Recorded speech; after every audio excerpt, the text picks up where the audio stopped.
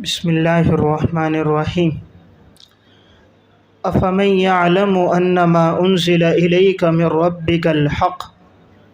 محق اور مبطل کا تفاوت، محق اور مبطل کا تفاوت یعنی حق پر رہنے والا اور باطل پہ رہنے والے کے درمیان فرق کیا ہے۔ افمن یعلم، پس وہ شخص کہ جو یقین رکھتا ہو، انما کہ وہ چیز، انزل الیک من ربک الحق جو نازل کی گئی آپ کی طرف آپ کے رب کی جانب سے، وہ برحق ہے۔ کمن ہوا اعمی، کیا وہ برابر ہو سکتا ہے اس کے کہ جو اندھا ہے۔ انما یتذکر اولو الالباب، یقیناً نصیحت حاصل کرتے ہیں عقل مند لوگ۔ قرآن کریم کی اس آیت میں اللہ تعالیٰ نے حق پر رہنے والے اور باطل پہ رہنے والوں کے درمیان فرق بیان کیا۔ فرمایا کہ جو حق پہ رہتا ہے وہ یقین کر لیتا ہے کہ جو کچھ اللہ کی طرف سے نازل ہوا وہ سب کیا ہے، برحق ہے، اور جو باطل پر ہوتا ہے وہ اندھا ہوتا ہے، وہ جو نازل ہوا ہے وہ اس پر ایمان لے کر نہیں آتا، تو لہٰذا یہ دونوں اللہ کے ہاں برابر نہیں ہیں۔ اور عقل مند انسان نصیحت حاصل کرتا ہے تو عقل مند وہی ہے جو اللہ پر ایمان لائے، اور جو ایمان نہیں لاتا وہ در حقیقت بے وقوف ہے کہ وہ اپنے محسن کو اس نے بھلا دیا، کہ جس رب نے اس پر اتنے احسانات کیے اس نے اپنے رب کو بھلا دیا، وہ عقل مند نہیں ہے بلکہ بے وقوف ہے۔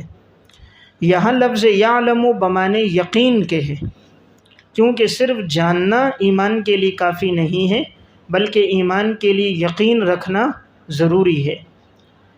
لفظ علم اس میں جنس ہے، یہ کبھی بمانے جاننے کے ہوتا ہے، کبھی بمانے ظن غالب کے ہوتا ہے، اور کبھی بمانے اٹکل کے ہوتا ہے، اور کبھی بمانے یقین کے ہوتا ہے۔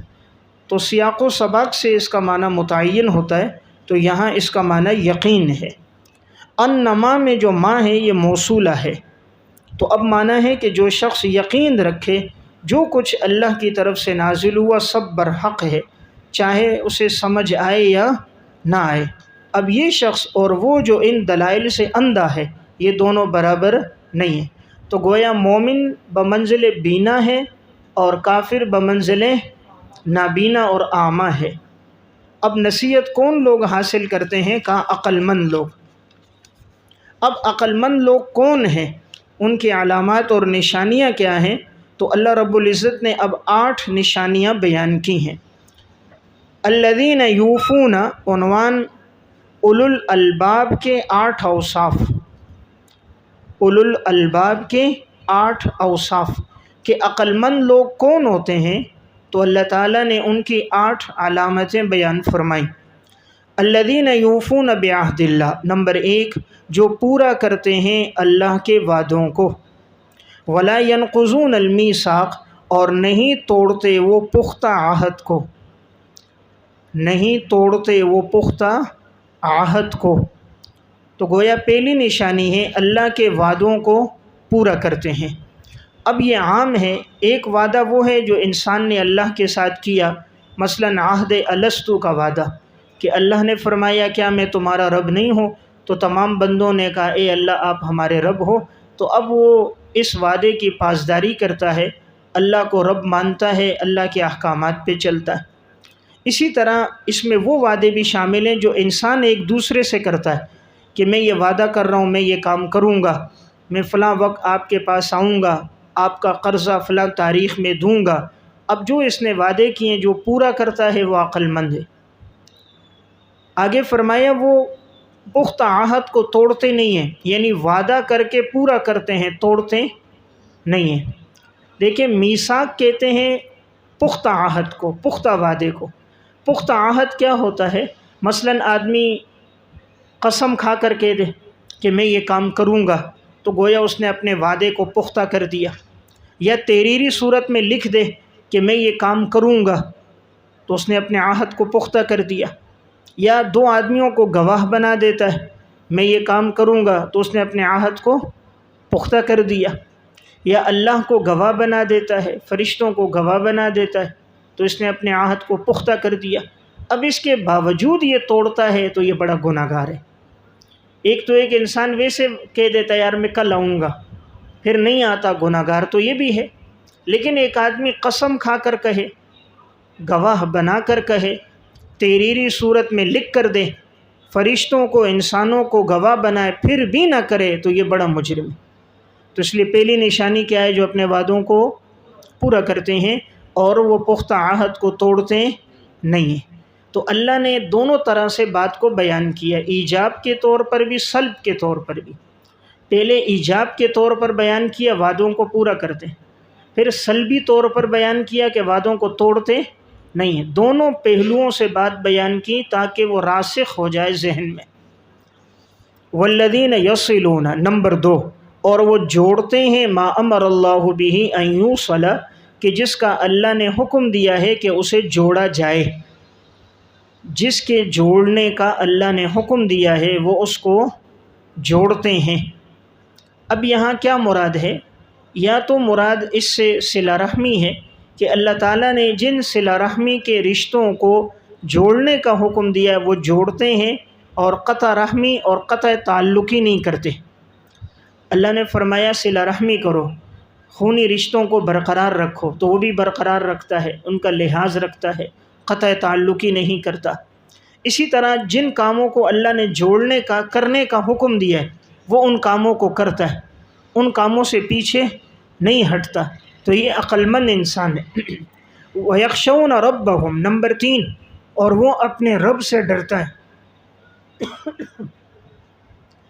یعنی وہ جو کام بھی کرتا ہے وہ صرف اللہ کی رضا کے لیے کرتا ہے۔ یہ مقصد نہیں ہوتا کہ لوگ مجھے نفع دیں، لوگ میری تعریف کریں، لوگ مجھے اچھا کہیں، اللہ سے ڈرتا ہے۔ وَيَخَافُونَ سُوءَ الْحِسَابِ، نمبر 4، اور وہ برے حساب سے ڈرتا ہے۔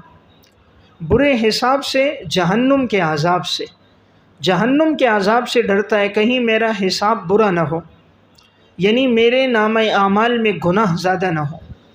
دیکھیں حساب تو ہر ایک کا عدل کے ساتھ ہوگا، لیکن جس کے نتیجے میں گناہ زیادہ ہوں گے وہ یہ سمجھے گا یار میرے لیے برا ہو گیا، کاش یہ حساب نہ ہوتا۔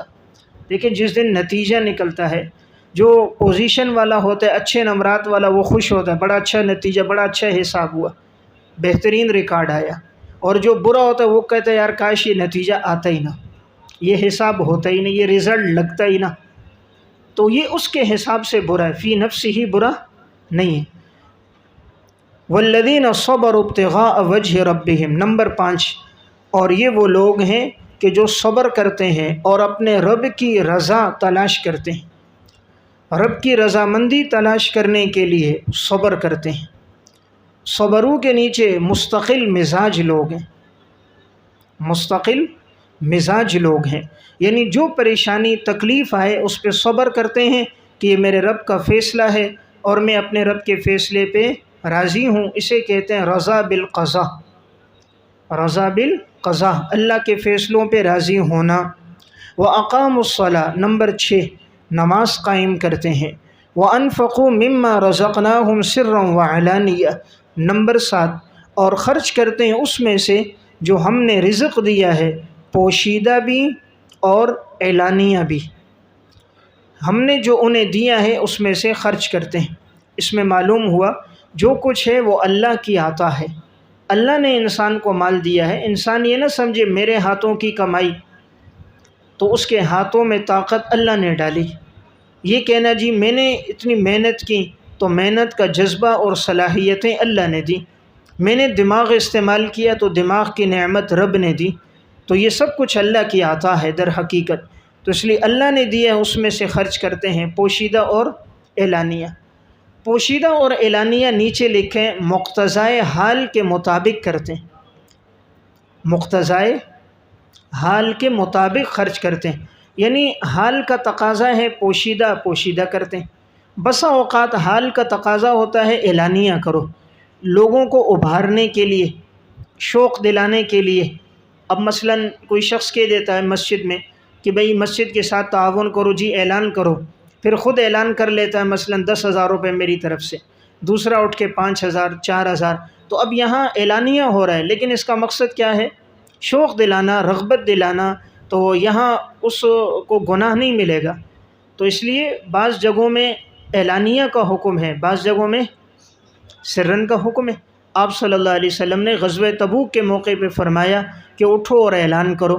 اب صحابہ اعلان کرتے تھے، حضرت ابوبکر صدیق سارے گھر کا سامان لائے، حضرت عمر آدھے گھر کا سامان لائے، حضرت عثمان رضی اللہ تعالیٰ عنہ نے 1000 دینار دیے، اور پھر فرمایا پہلی مرتبہ 100 اونٹ بمائے ساز و سامان کے، دوسری مرتبہ 200 اونٹ فرمایا، تیسری مرتبہ 300 اونٹ بمائے ساز و سامان کے، اور جب حضور کی جھولی میں دینار لا کے ڈالے تو آپ نے فرمایا ما ضر عثمان ما عمل بعد هذا اليوم، آج کے بعد عثمان کوئی بھی عمل کرے تو اس کو کوئی نقصان نہیں ہوگا۔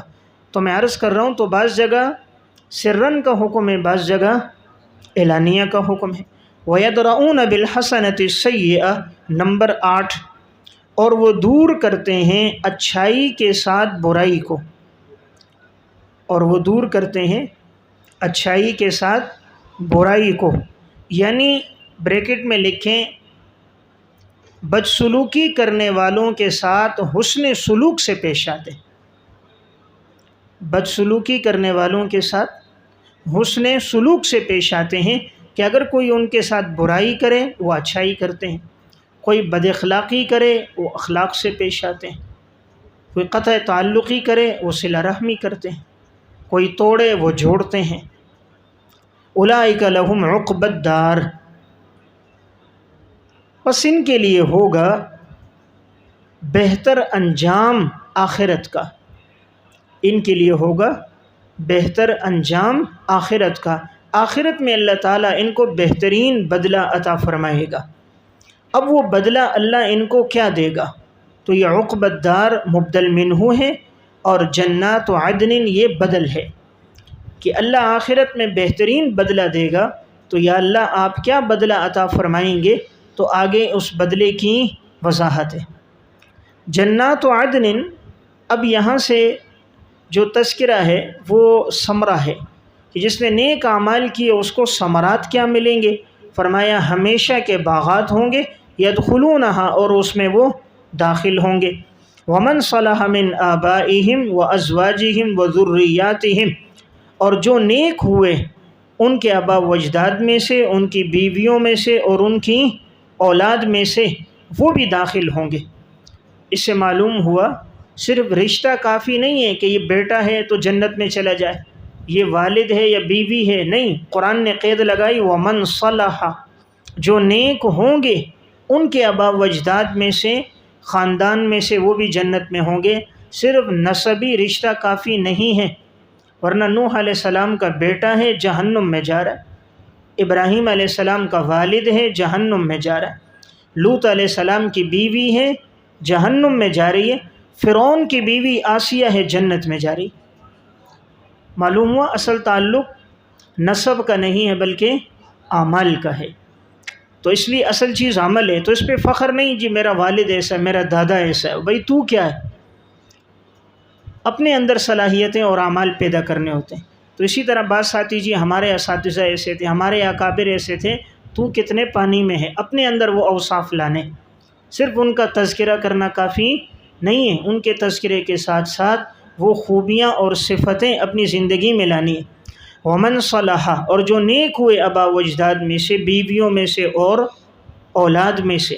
والملائکۃ یدخلون علیہم، اعزاز و اکرام۔ اب اللہ اعزاز کیا دے گا؟ پہلا بدلہ تو یہ فرمایا ہم ان کو باغات دیں گے۔ پھر باغات میں اگر انسان اکیلا ہو، بڑی خوبصورت جگہ ہو لیکن اکیلا ہو، تنگ ہو جاتا ہے، تو اس لیے کہا جب جنت میں بھیجیں گے تمہارے باپ دادا بھی ہوں گے، تمہاری بیویاں بھی ہوں گی، اولاد بھی ہوں گے، تاکہ تم تنہائی کا شکار ہو کر تم نفسیاتی مریض نہ بن جاؤ۔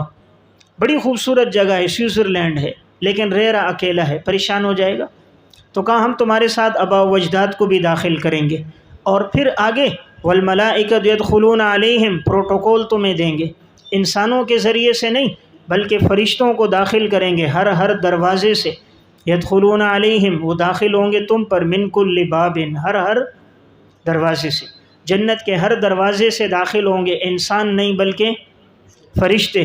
کیا کہیں گے؟ سلام، پہلے معذوف ہے، یقولون سلام، اور وہ کہیں گے سلام علیکم، سلامتی ہو تم پر، سلامتی ہو تم پر، سدا ہمیشہ رہو۔ کیوں؟ بما صبر تم، بسبب اس کے کہ تم نے صبر کیا۔ بریکٹ میں مستقل مزاج رہے، یہ نہیں حالات کی وجہ سے دائیں بائیں ہو گئے، اچھے حالات آئے تو نیک، برے ہوئے تو گلے شکوے شروع کر دیے۔ مستقل مزاج رہے، صبر کرتے رہے۔ فنعم عقبی الدار، پس یہ بہترین بدلہ ہے، بہترین انجام ہے آخرت کا ان لوگوں کے لیے۔ تو یہ بہترین بدلہ ان لوگوں کو آخرت میں ملے گا جن میں یہ اوصاف ہوں گے۔ تو گویا عقل مندوں کی کتنی نشانیاں؟ 8، اور ان نشانیوں کا بدلہ کیا ہے؟ جنت۔ اور وہ جنت عارضی نہیں بلکہ ہمیشہ کی، اور اس میں اکیلے نہیں بلکہ پورا خاندان، اور اس میں عزت اور اعزاز کیا فرشتے استقبال کے لیے، اور وہ بھی خاموش نہیں، وہ بھی زبان سے کہتے ہوں گے تم پر سلامتی ہو۔ اور اللہ نیک لوگوں کی دعائیں قبول کرتا ہے، اس لیے جنت میں سلامتی ہی سلامتی ہوگی۔ اور یہ بہتر بدلہ ملے گا کیسے؟ باسببیہ، جب زندگی میں صبر ہوگا، حالات مسائل پہ مستقل مزاج ہوگا، جیسے بھی حالات آئیں شریعت کا پابند ہوگا تو اللہ یہ بہترین انجام اسے دے گا۔ یہ جو لفظ عقبی الدار ہے اسے اضافت مقلوبیہ ہے۔ اضافت مقلوبیہ کہتے ہیں مضاف الیہ کی اضافت مضاف کی طرف کی جائے، اصل میں الدار العقبہ ہے، دار العقبہ ہے، تو یہاں مضاف الیہ کو مضاف کس کی طرف کیا گیا؟ دار کی طرف۔ اسے اضافت مقلوبی کہتے ہیں، اور اس کا مقصد ہوتا ہے تخصیص پیدا کرنا کہ یہ بہترین انجام ہے آخرت کا صرف ان کے لیے جن میں یہ اعمال ہوں گے۔ والذین ینقضون عہد اللہ، بے وقوفوں کی نشانیاں۔ جب عقل مندوں کا تذکرہ ہوا تو اب بے وقوفوں کا بھی ہونا چاہیے، اس لیے کہ تعرف الاشیاء بازدادہا، شے کی ضد سے اس کی پہچان ہوتی ہے۔ بے وقوف کون ہوگا؟ ہم تو سمجھتے ہیں جس کے پاس عہدہ نہیں، پیسہ نہیں، دولت نہیں، جس کے پاس سرکاری نوکری نہیں، یہ کہتے ہیں بڑے نقصان اور گھاٹے میں بے وقوف ہے۔ اللہ کسے بے وقوف کہتا ہے؟ نمبر 1، ینقضون عہد اللہ، جو اللہ کے وعدوں کو توڑتے ہیں، من بعد میثاقہ، پختہ کرنے کے بعد، وعدے کو مضبوط اور پختہ کرنے کے بعد توڑتے ہیں۔ نمبر 2، وَيَقْطَعُونَ مَا أَمَرَ اللَّهُ بِهِ أَن يُوصَلَ، اور وہ توڑتے ہیں جس کا اللہ نے حکم دیا ہے کہ اسے جوڑا جائے۔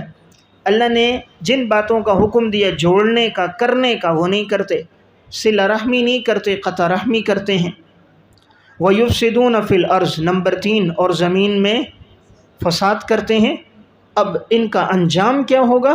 تو اولئک لہم اللعنۃ، ان کا انجام یہ ہے کہ ان پر ہمیشہ لعنت ہے۔ وَلَهُمْ سُوءُ الدَّارِ، اور ان کے لیے انتہائی برا گھر ہوگا آخرت کا، آخرت کا ٹھکانہ اور گھر ان کے لیے برا ہوگا۔ وہ آخرت کا گھر جہنم ان کے لیے نہایت برا ٹھکانہ ہے۔ اللہ یبسط الرزق، دلیل عقلی نمبر 7، دلیل عقلی نمبر 7۔ دیکھیں اب ربط یہ ہے کہ دل میں یہ بات آنے لگے کہ یہ جو بے وقوف لوگ ہیں، مفسد ہیں، کافر ہیں، فاسق ہیں، دنیا میں تو ان کے پاس دولت ہوتی ہے، پیسہ بھی نظر آتا ہے، عیش و عشرت میں ہوتے ہیں، حسن و جمال میں نظر آتے ہیں، تو شاید اللہ ان سے خوش ہوگا جو اللہ ان کو دولت دے رہا ہے، پیسہ دے رہا ہے۔ تو آگے جواب آ گیا، نہیں، پیسہ دینا خوشی کی علامت نہیں ہے، یہ تو اللہ تعالیٰ آزماتا ہے، کسی کے رزق میں تنگی لا کر، کسی کے رزق میں کشادگی لا کر۔ اللہ یبسط الرزق لمن یشاء، وہ رزق کو کشادہ کرتا ہے اللہ جس کے لیے چاہتا ہے، وہ یقدر، اور تنگ کرتا ہے جس کے لیے چاہتا ہے۔ یقدر کے بعد بھی لمن یشاء، جس کے لیے چاہتا ہے رزق کو تنگ کر دیتا ہے۔ وَفَرِحُوا بِالْحَيَاةِ الدُّنْيَا، اور یہ کافر اتراتے ہیں دنیا کی زندگی پر، اتراتے ہیں، خوش ہوتے ہیں، دنیا کی زندگی کو اصل سمجھتے ہیں۔ اس کی وجہ یہ کہ یہ نظر آ رہی ہے، آخرت کی زندگی چونکہ نظروں سے اوجھل ہے اس کا انکار کر دیتے ہیں۔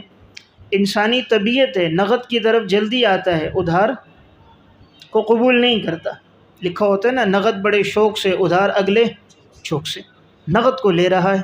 تو یہ بھی دنیا کی ظاہری زندگی پہ جائیں گے۔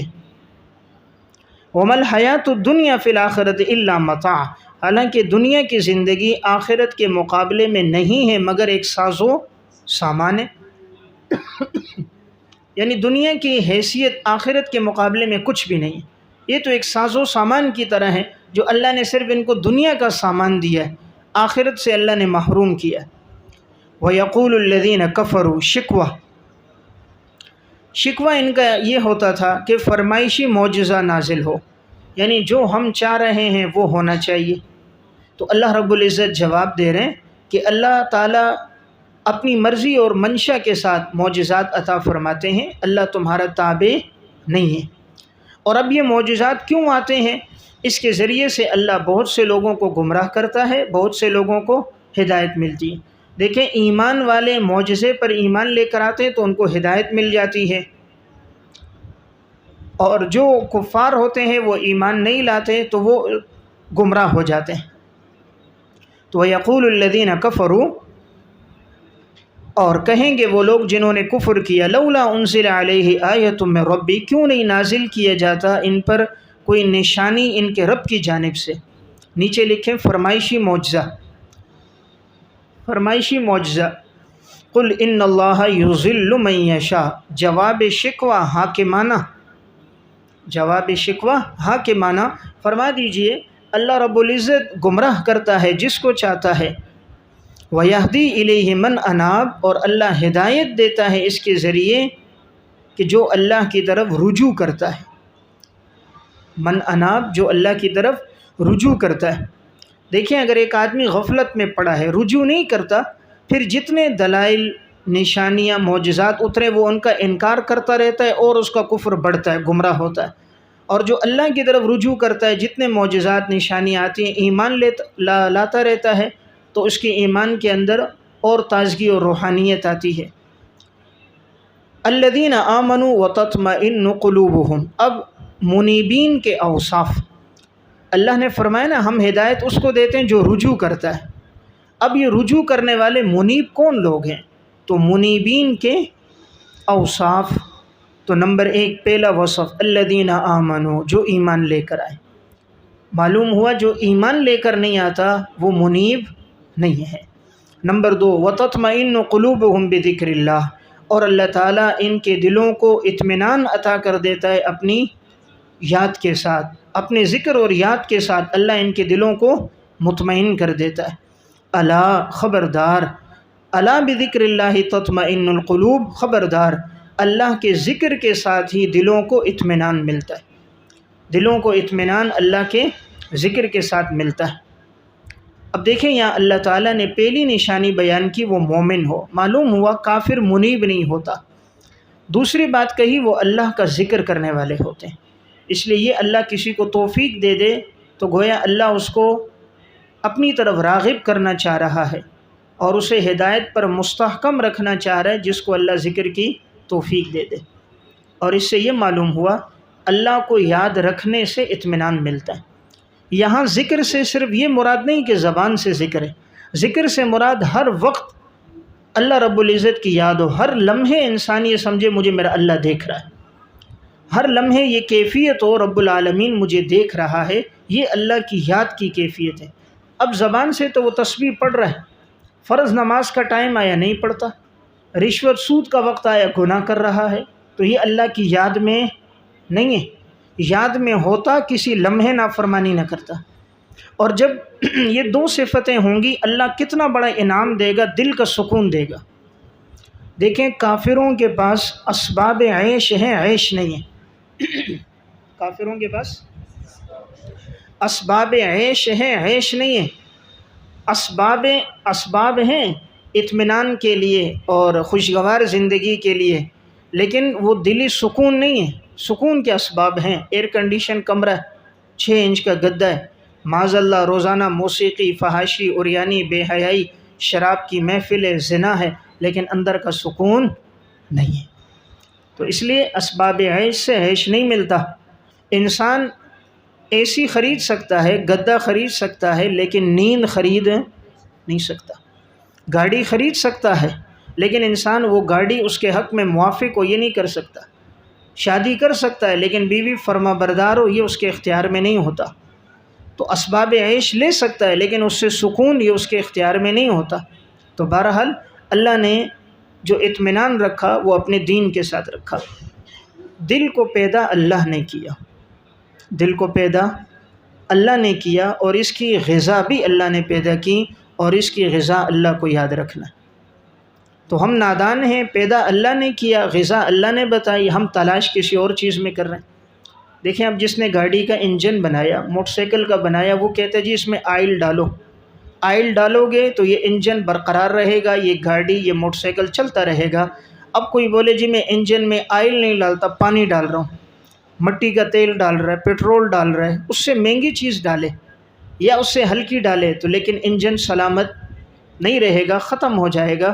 تو جس نے بنایا ہے اس نے اس کی غذا بتائی ہے کہ اس میں وہ چیز ڈالنی ہے، تو جس رب نے دل بنایا اس نے دل کی غذا بتائی، تو اسی کی غذا سے ہی دل کو سکون ملے گا۔ تو بہرحال تطمئن القلوب، اللہ دل کا اطمینان دے گا۔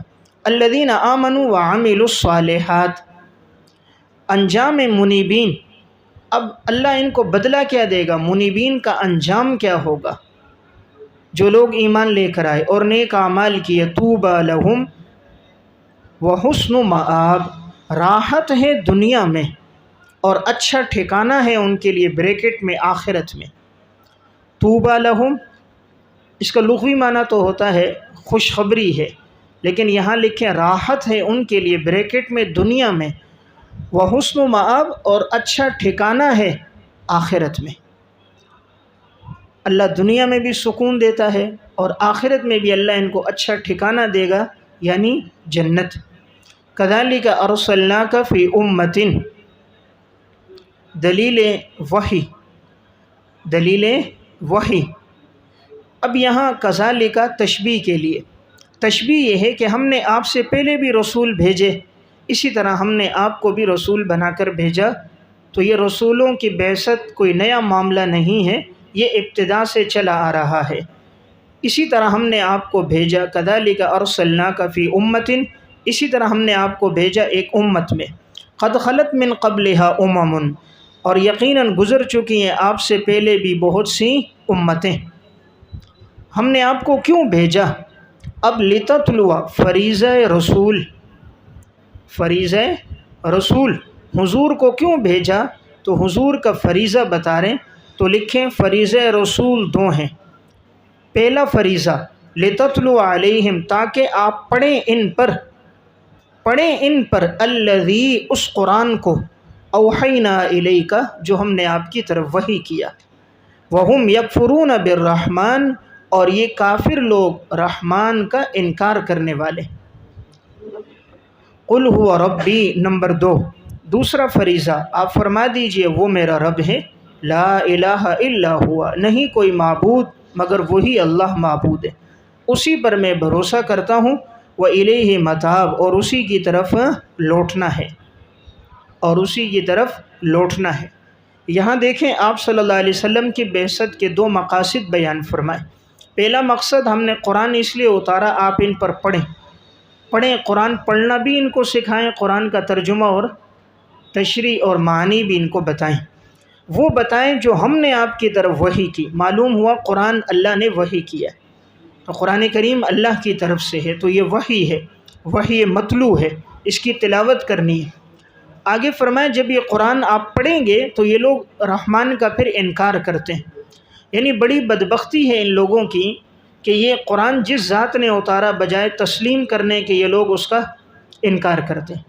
یہاں اللہ نے اپنی صفت رحمان لائی، اللہ تعالیٰ کی تو 99 صفات ہیں، لیکن ان تمام میں یہ نہیں کہا وَهُمْ يَكْفُرُونَ بِالْقَهَّارِ بِالْجَبَّارِ، بلکہ فرمایا رحمان، کہ دیکھیں کس ذات کی ناشکری کر رہے ہیں جو بڑا مہربان ہے، یعنی احسان فراموشی بھی اس کی جو ہمیشہ ان کی رعایت رکھتا ہے۔ ان کو دنیا میں اس نے لایا، ان کے لیے نعمتیں بنائی، غذائیں ان کے لیے پیدا کی، اور یہ کیسے ناشکرے ہیں، اسی کا انکار کر رہے ہیں۔ دوسری بات، دوسرا فریضہ آپ فرما دیجئے میرا رب تو صرف اللہ ہے، توحید، دعوی توحید، توحید ہے، صرف میرا رب اللہ ہے، اللہ کے ساتھ کوئی شریک نہیں ہے، میں اللہ ہی پر بھروسہ کرتا ہوں۔ یہ علیہ جار مجرور تقدیم حصر کا معنی ہے، یعنی کوئی اور مجھے نفع نقصان نہیں پہنچا سکتا، یہ مشرکین کے عقیدے کا رد ہے۔ وہ سمجھتے تھے یہ چھوٹے چھوٹے معبودان بھی نفع دیتے ہیں، کوئی دولت، کوئی پیسہ، کوئی عہدہ، کوئی اولاد دیتا ہے، اور کہا وَإِلَيْهِ مَتَابٌ، اسی اللہ کی طرف لوٹنا ہے، اللہ تمہیں وہاں بدلہ دے گا۔ ایمان لایا تو ایمان کا بدلہ ملے گا، اور نہیں لایا تو وہاں سزا ملے گی۔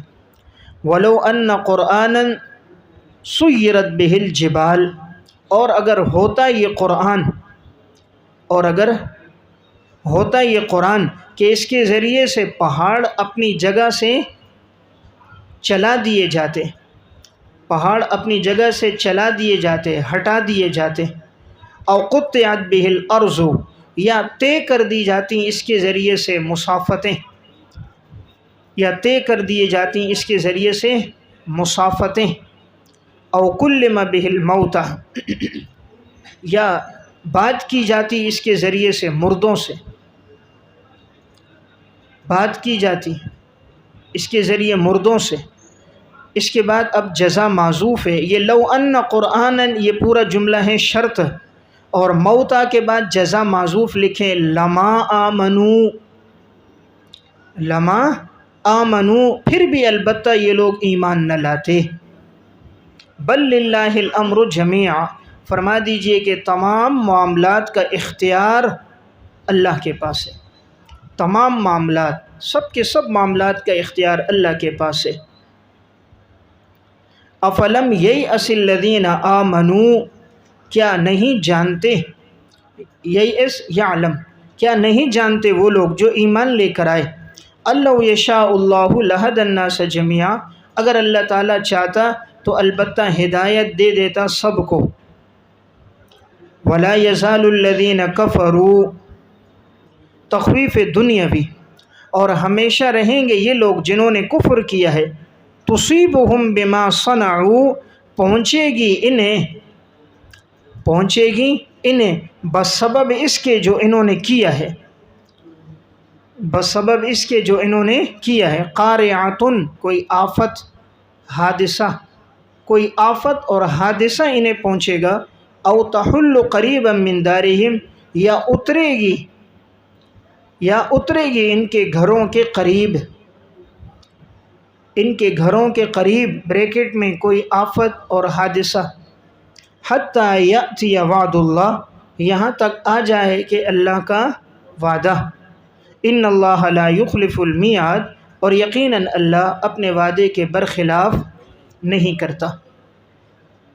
دیکھیں ان آیات میں یہ فرمایا جا رہا ہے، امام بغوی رحمۃ اللہ علیہ نے معالم التنزیل میں، اور قاضی ثناء اللہ پانی پتی نے تفسیر مظہری میں یہاں لکھا ہے کہ یہ مشرکین میں سے بعض حضور کے پاس آئے، خاص طور پہ ابو جہل نے یہ بھیجا تھا عبداللہ بن امیہ کو، اور اس کو بھیجا اور وہ آپ صلی اللہ علیہ وسلم کے پاس آئے اور کہا ہم ایمان لے کر تب آئیں گے آپ پر جب آپ یہ کام کرو، نمبر ایک، یہ پہاڑوں کو یہاں سے چلا دو، ہٹا دو، کہ مکہ کے اندر قریب قریب چونکہ پہاڑ ہیں، یہ سارے پہاڑ یہاں سے دور چلے جائیں تاکہ یہاں کھیتی باڑی ہو، کاشتکاری ہو، بڑے بڑے صحرا ہوں۔ اب پہاڑوں کی وجہ سے راستے بھی بند ہیں، آمد و رفت بھی بند ہے، تو ہم نبی تب مانیں گے جب پہاڑوں کو یہاں سے چلا دو، ہٹا دو۔ نمبر دو، تب مانیں گے جب یہ زمین کی مسافتیں طے ہو جائیں، یعنی جیسے سلیمان علیہ السلام کے لیے ہوا مسخر تھیں، ایک جگہ سے دوسری جگہ فوراً پہنچ جاتے، اپنے عرش پہ بیٹھتے، ہوا وہاں پہنچا دیتی، تو آپ بھی کہو کہ اللہ ہمارے لیے ہوا مسخر کرے، ہم نے شام کے سفر میں، مصر اور یمن کے سفر میں، تجارتی سفر میں جانا ہوتا ہے، تو آپ کہو اللہ ہمیں یہاں سے ایک دم ہوا بھیجے، شام پہنچ جائے، وہاں سے ہوا ہو مصر پہنچ جائے، وہاں سے یمن پہنچ جائے۔ اور تیسرا، آپ یہ دعا کرو کہ مردے بات کریں، جیسے عیسیٰ علیہ السلام کا معجزہ تھا کہ وہ کہتے قم بإذن اللہ، تو مردے بات کرتے، تو آپ بھی ہمارے سامنے ہمارے یہ آباء و اجداد جو ہیں ان کی قبروں پر جاؤ اور ان کو کھڑا کرو، وہ ہم سے باتیں کریں اور وہ کہیں کہ یہ نبی ہیں، پھر ایمان لائیں گے، ورنہ ہم ایمان نہیں لاتے۔ تو یہ تھے ان کے مطالبے، تو یہ انہوں نے جو مطالبے کیے قرآن نے اسے یہاں ذکر کیا کہ وہ لوگ کہتے ہیں کہ اگر پہاڑ چلے جائیں، پہاڑوں کو چلایا جائے، یعنی یہاں سے دور چلے جائے، زمین کی مسافتیں طے کی جائیں، آنن فانن آدمی ایک جگہ سے دوسری جگہ پہنچ جائے اور مردے بات کریں، تو تب ہم ایمان لائیں گے۔ تو اللہ تعالیٰ نے یہاں فرمایا کہ شرط پہلے ولو ان قرآنًا اور آگے جزا معذوف ہے، کہا اگر یہ سارے کام بھی ہو جائیں تب بھی یہ لوگ ایمان لانے والے نہیں، یہ کتے کی دم ہے، سیدھی نہیں ہوتی۔ تو یہ ٹیڑھے ہیں، جو کچھ بھی اتنے بڑے بڑے معجزات دیکھ کر جب نہیں لائے، انگلی کے اشارے سے چاند کے 2 ٹکڑے ہو گئے، چند لمحات میں اللہ تعالیٰ نے آپ کو معراج کا سفر کروا دیا، آپ کی انگلیوں سے پانی کے چشمے جاری ہو گئے، اور آپ نے حضرت قتادہ کی آنکھوں میں لعاب لگایا، اللہ تعالیٰ نے ان کی بینائی کو لوٹا دیا، صدیق اکبر کی ایڑی پہ لگا، اللہ نے زہر کو ختم کر دیا، صحابی کو لکڑی دی، وہ تلوار کی مانند ہو گئی، کھانے میں آپ نے احزاب کے موقع پر چھوٹا سا بکری کا بچہ تھا، آپ نے لعاب دہن ڈالا، ہزاروں صحابہ نے کھایا بھی پیا بھی، لیکن وہ ختم نہیں ہوا۔ حدیبیہ کے موقع پر آپ صلی اللہ علیہ وسلم نے اپنا لعاب ڈالا، کنویں کا پانی جاری ہو گیا، اور آپ نے پیالے میں دست مبارک ڈالا، 1400 سے زائد صحابہ نے پیا بھی، وضو بھی کیا، پانی ختم۔ جب یہ اتنے بڑے بڑے معجزات کو دیکھ کر ایمان نہیں لائے تو یہ اس پر بھی ایمان نہیں لائیں گے۔ یہ ویسے ان کی ایک ہٹ درمی اور ضد ہے، تو کہا یہ ایمان لانے والے نہیں ہیں۔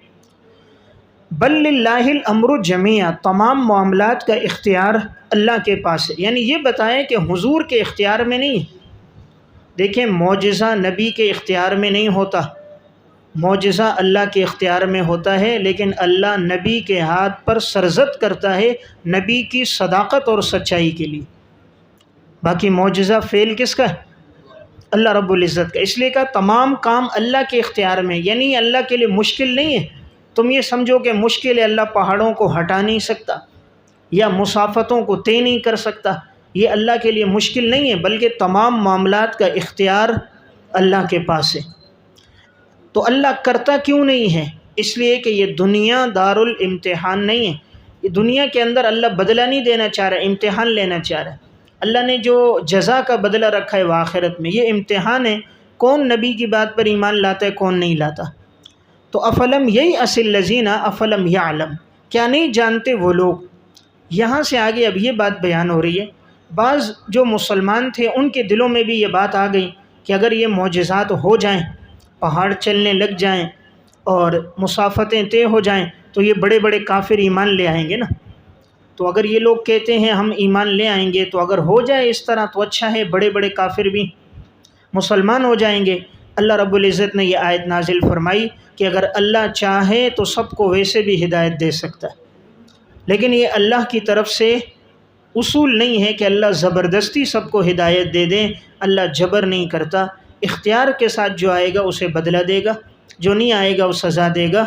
تو اللہ تعالیٰ نے یہاں ایمان والوں کو تنبیہ کر دی کہ ہدایت دینا کوئی مشکل نہیں ہے، دلوں کو پیدا اللہ نے کیا، وہ لمحے میں پلٹ سکتا ہے۔ تو افلم ییأس الذین آمنوا، کیا نہیں جانتے وہ لوگ جو ایمان لے کر آئے، اگر اللہ چاہے تو اللہ سب کو ہدایت دے دے، سب کو اللہ ہدایت دے سکتا ہے۔ ولا یزال الذین کفروا، اور ہمیشہ رہیں گے یہ کافر لوگ، تصیبہم پہنچتی رہے گی انہیں، بما بسبب اس کے جو انہوں نے کیا ہے، قارعۃ کوئی آفت اور حادثہ۔ اب اللہ تعالیٰ نے ان لوگوں کا انجام بتایا نا، ولا یزال تخویف دنیاوی، تخویف اور الذین آمنوا پہ عنوان لکھیں گے تنبیہ مومنین، تنبیہ مومنین، مومنین کو تنبیہ ہو گئی کہ ہدایت اللہ کے اختیار میں ہے۔